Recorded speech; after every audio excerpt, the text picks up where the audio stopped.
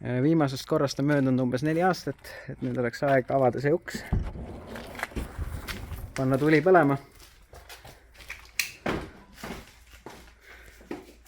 Ja mis meid siin vastu vaatab, on see valge 80. See 2.7 projekt. Tuba on vahepeal ilusamaks läinud, auto on läinud koledamaks. Aga mootor on endiselt alles. Ja nüüd on asjalood sealmaal, et hakkame siia õlitorusid ja asju külge panema. Et tahaks starteri abil hakata seda ringi ketterama, vaadata, et õlisurve oleks olemas, silindrite surved olemas ja siis sealt saame hakata vaikselt edasi ehitama. Nii, vahepeal oleme siis hakanud toimetama. Õlifilter on küljes.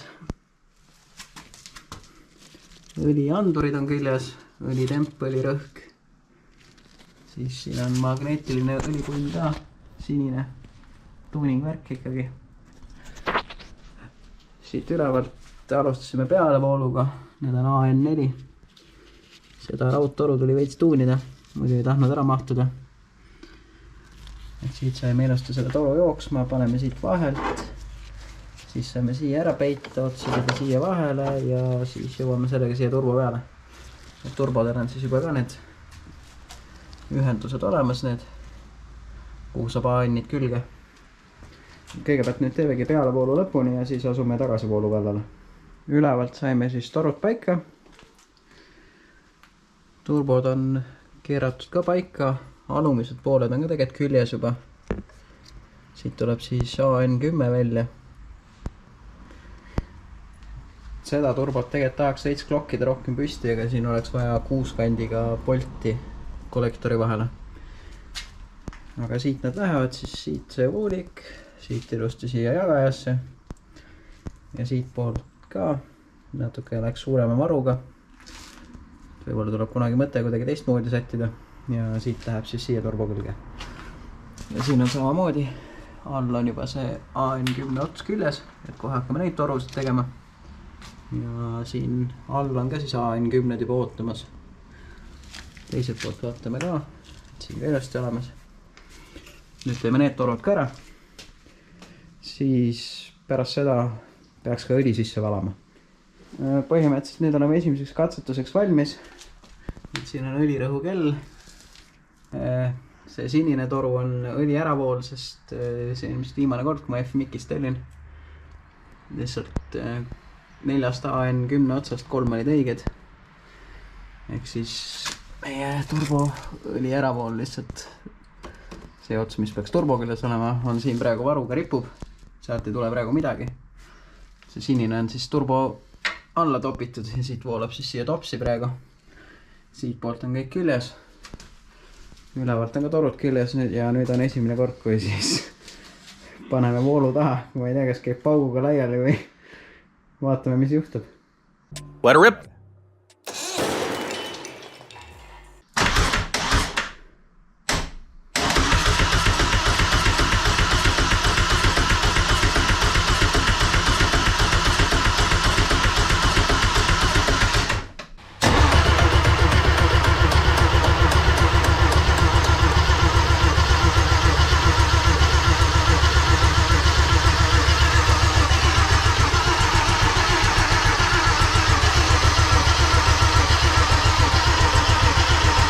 Sketši. Karri on kellal, aga rohkem kus selle kahtele pöördagi ei tule ka. Tuleb. Meil on õli tagasi pool. No sellega võib rahule jääda vist. Jah. Aku setup on püsti siis, et siin selle punasega siis imiteerime starterit, nagu enne kui me õlirõhku vaatasime. Jah, võtme keeramist hoopis, aga õlirõhk on olemas. Nüüd vaatame siis, palju ka silindrid siin toodavad.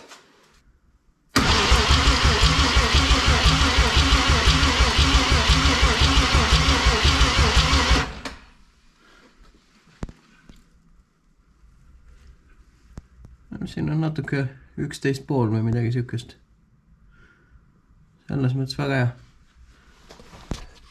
Et see mootor vajab palju sisse töötamist, siis lähevad need surved kindlasti paremaks veel.